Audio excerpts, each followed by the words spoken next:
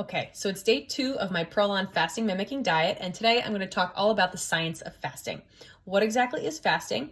What are the potential benefits? And what are the potential consequences or contraindications? Okay, and anytime we talk about the science of pretty much anything, I think it's important to do it with some common sense.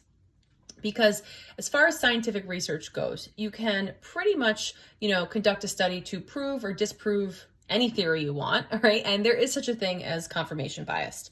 Additionally, when we're talking about, human health and human biology, it's really hard to study. In fact, we usually study things like rats and mammals first. And then to say that, this exact behavior or this nutrient or whatever definitively causes X, Y, or Z result across the board, it's really hard to say that, right? We're really just looking more at the totality of the evidence.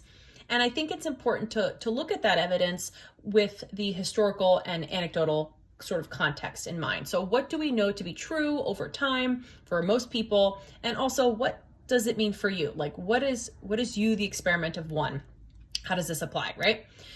So when we talk about fasting, we're generally talking about reduction of calories. And there are different types of fasting, right? We fast overnight when we eat dinner and then we don't eat again until breakfast, break fast, right? And that's actually something I recommend for most people. If you're trying to get some of the benefits of fasting, just have dinner as early as you can, make it as light as you can, and don't go to the kitchen afterwards. You're gonna get a lot of the benefits, specifically when we're talking about things like weight maintenance, right? There's also intermittent fasting where you might be, compressing your eating window or reducing your calories one day or every other day or whatever it looks like. And then you have what's called prolonged fasting, which is what Prolon is. It's a form of prolonged fasting. And that's where you're, reducing your calories for, let's say, more than 2 days.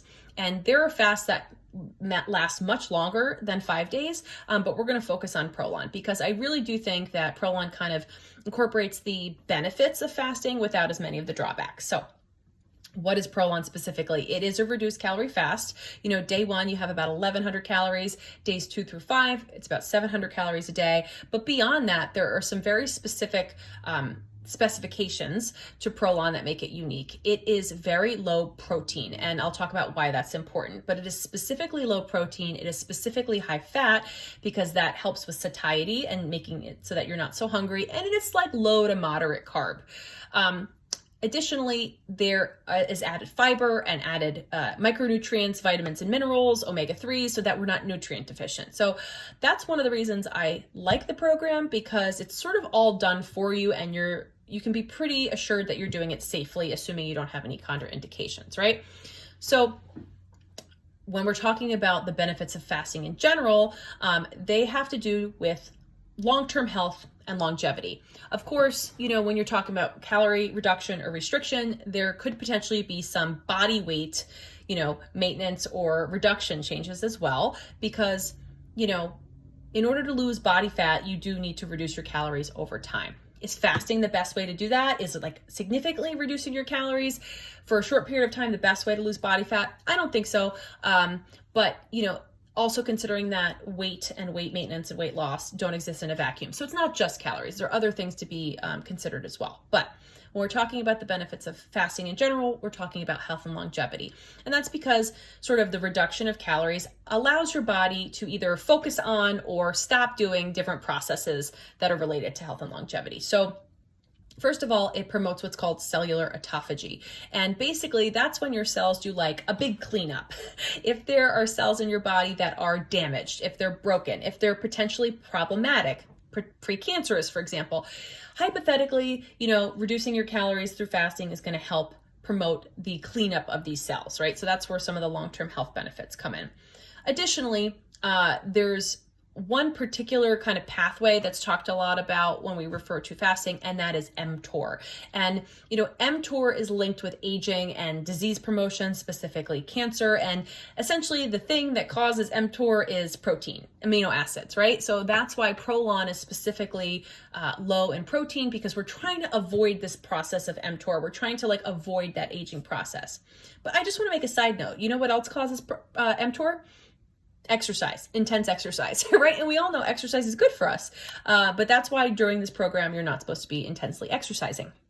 I'll get into exercise a little bit more. But another thing that fasting promotes, that's good, is another pathway that's called AMPK. And that's a certain activation of a certain protein that is health promoting, right? So it helps with preventing diabetes, with, enhancing cardiovascular health and mitochondrial health. You know what else is really good for promoting AMPK? Exercise, right? So, nothing is all good or all bad. So if you've done some of the research or if you've heard podcasts on fasting and they're kind of going off on mTOR, here's the thing. Like, you don't want these pathways such as mTOR to be at full scale level all the time. It's all about ebbing and flowing. And that's what fasting is, right? It's eating and then eating less. So I think a lot of the benefits of fasting have to do with, not being so static all the time in your food consumption. And maybe you don't need to do something like a Prolon, but maybe you can focus on reducing your calories, for example, on the days that you're not exercising intensely and having more calories on the days you are, or picking a couple days a month or whatever it is. I think people can get a lot of the benefits that way as well.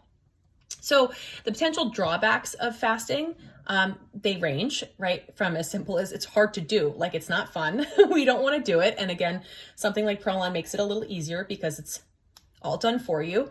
I also don't recommend it if you have a history of eating disorders or disordered eating patterns. I don't think you should approach fasting or Prolon as like a quick fix or like a detox, right? I was bad, so now I'm going to do this to punish myself or get back on track. I don't think that's mentally, emotionally helpful, and I actually don't think it's physically helpful either. And then, of course, when you're doing a fast, you might experience things like headaches, dizziness, fatigue, lightheadedness, low blood pressure, abnormal heart rhythms. I've experienced that. My heart rate gets pretty low, or it got pretty low the last time I did this. Fluctuations in blood sugar are really important to pay attention to, especially if you're a diabetic. The other reason that fasting maybe isn't good, whether it's something like a Prolon, or this is why I'm not a fan of intermittent fasting, especially for women, is it's a stress to your body, right?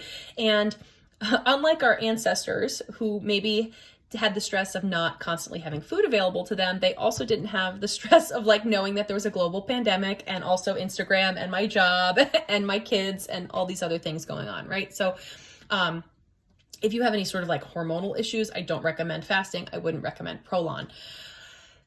Fasting in general is a problem, especially if it's long-term or long-term low calorie consumption because of muscle wasting. So again, this is one of those catch-22s, protein consumption might have some certain negative side effects, but it also has positive side effects, right?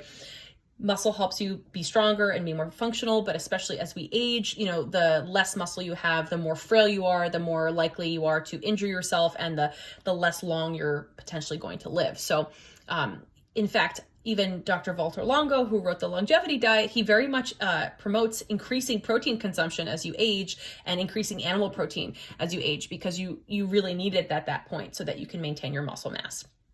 So in general, those are the pros and the cons of fasting. That's essentially what to think of when you're fasting. And I think, if you're going to consider doing something like this, you want to consider your why. Always consider your why, right? I'm doing this for my own personal health and longevity. I'm doing this as a self-experiment. I'm doing this, I think, with the right mindset. I'm not punishing myself or trying to, accomplish some sort of drastic weight loss goal in a short period of time. But, I think it's really just important to consider those things before you take on something like Prolon or any sort of fasting. If you have any questions, let me know. I'll be talking more about how to consider fasting and how to implement it in maybe more practical ways the next time we meet. So have a great day.